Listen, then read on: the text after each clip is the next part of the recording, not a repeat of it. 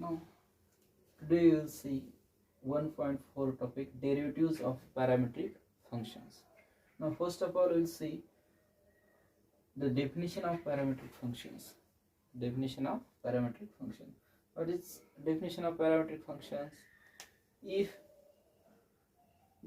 x and y are expressed as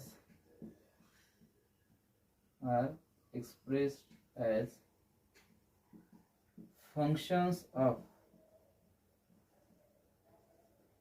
same variable t, means suppose that if x and y, these are two functions and these are functions in terms of same variable t, means suppose that these two functions are formulas expressed as in terms of formulas of in terms of variable t, then such equations in terms of x and y are called as parametric functions. And here t is called as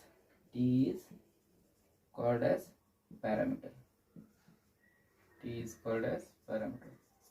Now, to explain this function, we will see one example. Suppose that x equal to one formula is there, at square minus 5t minus 3.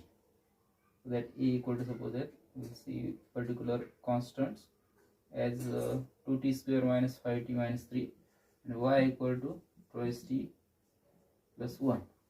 Now here x is a function in terms of variable t, y is a function in terms of variable t. Now here x and y are expressed as functions of same variable, means here variable is t. Then these two functions, such equations, means these two equations combined is called as parametric functions. And here what is parameter? Here t is called as parameter because both functions are expressed in terms of t. Now this is definition of parametric functions. These type of functions are easy to identify in example because here are two equations in terms of same variable. This is definition of parametric function. Now we will see one theoretical part, means theorem related with derivatives of parametric functions, which we come across in board exam. Therefore we will see the proof of derivatives of parametric functions.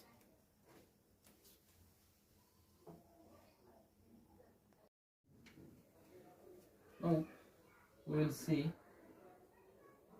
the theorem related with parametric functions. Here x equal to f of t and y equal to g of t are differentiable functions of t. This is given information. And then we want to prove that dy by dx equal to dy by dt divided by dx by dt, if this denominator is not equal to 0. Now we will prove this theorem. Now here in this formula there are three variables. Which three variables? X variable, y variable and t variable. In these three variables, one variable is independent variable and other variables are dependent variable. Which variable is independent variable? Here x is dependent on t, y is dependent on t, means these two variables are dependent variable, and this is variable is independent variable. Now we have to consider the increments related with these variables. We have to, if independent variable have small change, then obviously these two variables x and y also change because these two variables x and y are dependent on t. Now we will see the increments related with these three variables. Now suppose that if delta x is increment in x, delta y is increment in y. Now what will be increment in t? Delta t will be increment in t. We will consider the increments related with these variables. Now if delta t have changed, delta t will be the change in t, then these increments in x and y will be occur. Now we'll write the proof of this theorem. Now we'll write the proof. Let delta x comma delta y be the increments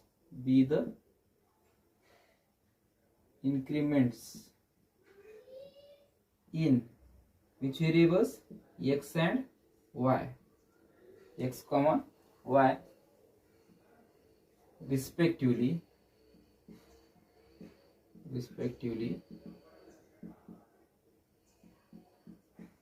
corresponding to increment which is independent variable t, and its corresponding increment, what is correspond to increment delta t in t. And if t changes, have small change delta t, then obviously x and y have small change delta x and delta y. Now here, as if we consider this our independent variable tends to 0, then delta x also tends to 0, comma delta y also tends to 0. Now this is our first theoretical part. Now what is given information we'll write here. Now x equal to f of t and y equal to g of t are differentiable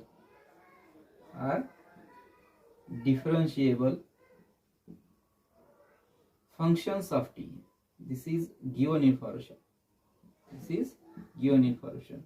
And by using this given information, we will write formulas by using Leibniz notation. Now if x is differential function of t, then we can write derivative of x with respect to t equal to, by using Leibniz notation, we can write this as limit of delta x by delta t as delta t tends to 0. This is Leibniz notation when x is differential function of t. Now here y is also differential function of t. Therefore we can write derivative of y with respect to t. Now what we can write here by using Leibniz notation, we can write here this whole complete notation derivative in terms of increments. Means what will be here increments? Incremental ratio delta y by delta t as delta t tends to 0. We will write this equation as equation number 1. Now this is total information we have written by using given information. Now here we have to consider which result we want to prove. That result we will consider in case of increments. Now we can write here, consider delta y by delta x equal to delta y by delta t, comma divided by delta x by delta t, because since delta t tends to 0, comma delta t is not equal to 0, therefore we can divide this both the increments by delta t.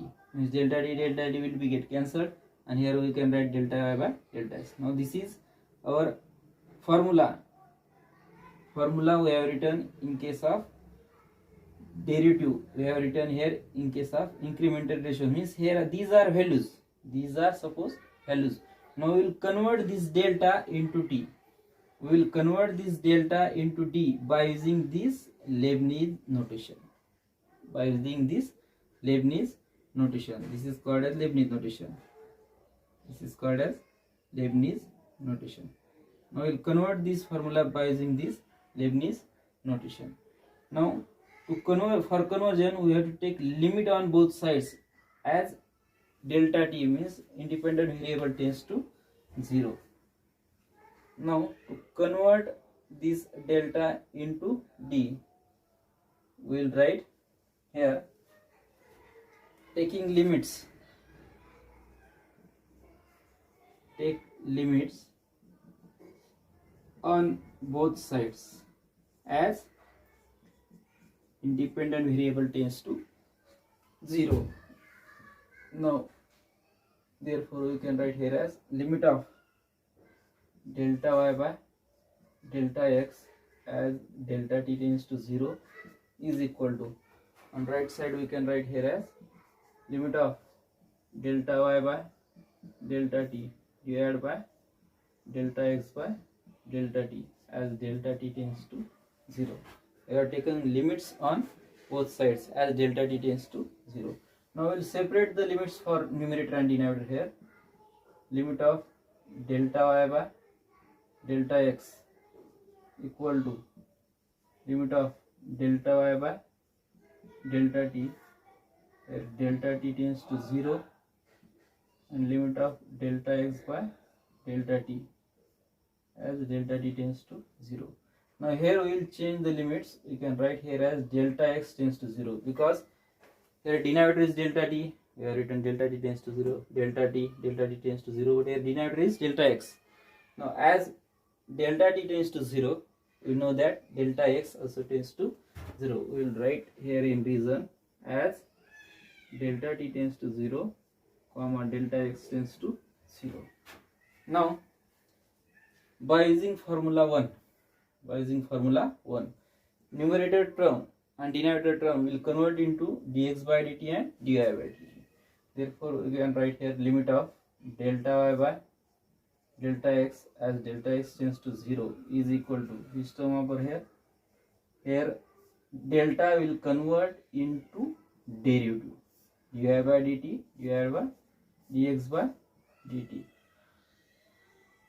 Now dx by dt. This delta converted into d by using from equation 1. Since from equation 1 we have written this change. So therefore here we can write as limit on RHS exists. Limit on RHS here exists. Therefore limit on LHS means limit of delta y by delta x as delta x tends to 0 also exists, and it is equal to which term? By using limit notation we can write here as dy by dx, means here y is differential function of x. Therefore this above equation becomes dy by dx equal to dy by dt divided by dx by dt, comma where dx by dt is denominator is not equal to 0. This is our required formula which we want to prove, means this is proof of derivative of parametric functions. Now this is very important theorem. Like this theorem previously we have seen the proofs of derivative of composite function, derivative of inverse function, and similarly this is third theorem derivative of parametric function. If we compare these three theorems, the proof is similar and it is easy to write the proof of this theorem derivative of parametric functions.